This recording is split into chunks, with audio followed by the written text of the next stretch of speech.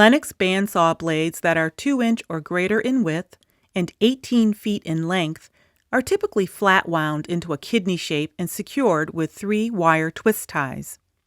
To uncoil the blade, follow the steps illustrated on the back of the shipping container to remove the 3 ties in the order of the numbered sequence provided.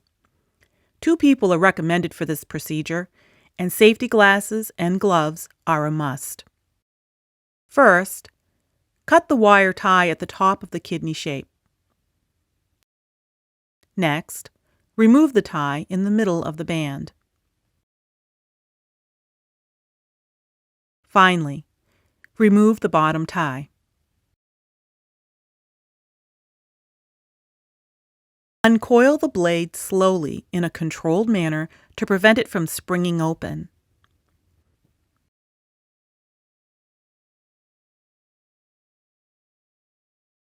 If Lennox bandsaw blades are handled with care when uncoiling them, they'll cut faster, straighter, and last longer.